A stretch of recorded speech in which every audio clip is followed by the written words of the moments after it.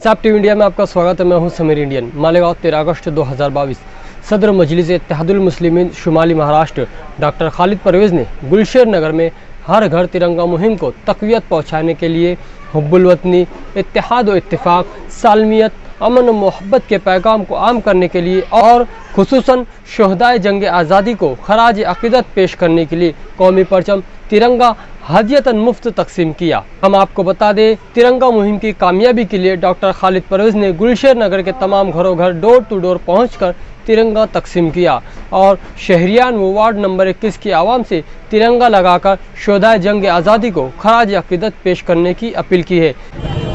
इस साल जो है इस मुल्क की आज़ादी की 75वीं जो है वो सालगिरह है, इसलिए मौजूदा हुकूमत वक्त ने इस साल को जो है अमृत महोत्सव के तौर पर मनाने का ऐलान किया है। इसकी सबसे अहम और बुनियादी वजह यह है कि इस देश की कुर्बानी में हमारे बड़ों का, हमारे अकाबरीन का, हमारे उलमाए कराम का बहुत बड़ा हिस्सा रहा है। इस देश की आज़ादी की हर कोशिश में जो है हमारे बड़े, हमारे बुज़ुर्ग, हमारे उलमाए कराम शामिल रहे। आज हालात ये है कि हमारी कुर्बानियों को फरामोश कर दिया जा रहा है, तारीख़ के साथ छेड़छाड़ करने की कोशिश की जा रही है और ये साबित करने की कोशिश की जा रही है और ख़ास तौर से मुसलमानों को ये एहसास दिलाने की कोशिश की जा रही है कि इस मुल्क की आज़ादी में तुम्हारा कोई हिस्सा नहीं है।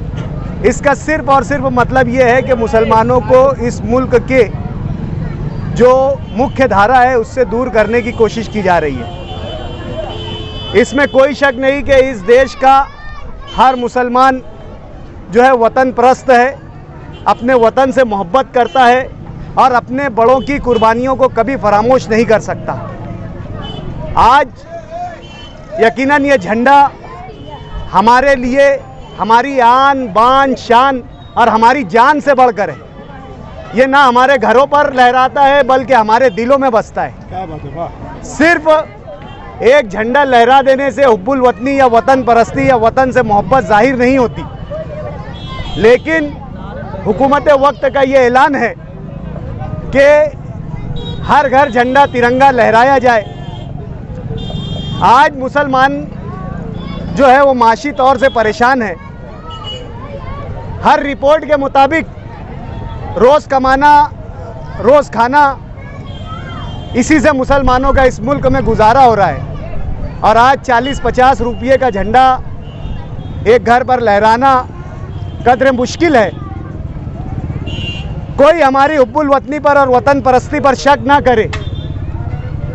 ये झंडा सिर्फ हमारे घरों में नहीं, हमारे दिलों में लहराता है और इसका हमें सबूत देने की ज़रूरत नहीं है। हमारी वतन परस्ती का, हुब्बुल वतनी का हमें सबूत देने की ज़रूरत नहीं है, लेकिन आज इस जमहूरियत का तीसरा सबसे बड़ा सुतून यानी मीडिया, इसका रंग भी ज़ाफ़रानी हो चुका है। ये कोई तरीके की, किसी भी किस्म की कोई बात, कोई हरकत छोड़ता नहीं है मुसलमानों को जो है देशद्रोह साबित करने की। हमारी ये बस्ती गरीब बस्ती है, यहाँ रोज़ कमाते हैं, रोज़ खाते हैं। आज 40-50 रुपये का झंडा एक घर पर बांधना वाकई मुश्किल काम है।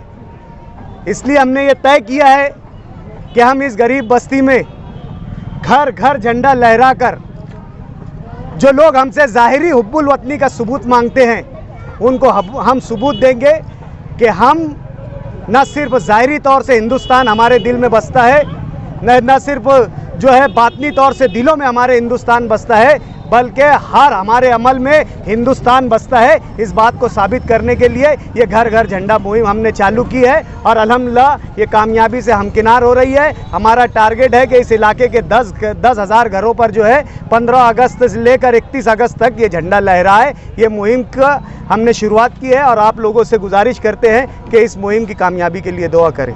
इसी तरह मालेगांव के शहीदों की यादगार भी उनके नामों से महरूम है। इस ताल्लुक से सोशल मीडिया पर काफ़ी चर्चा है। तो खालिद परवेज़ ने कहा, हम इक़्तिदार में आते हैं तो हम उस पर शहीदों के नाम को ज़रूर चढ़ाएंगे।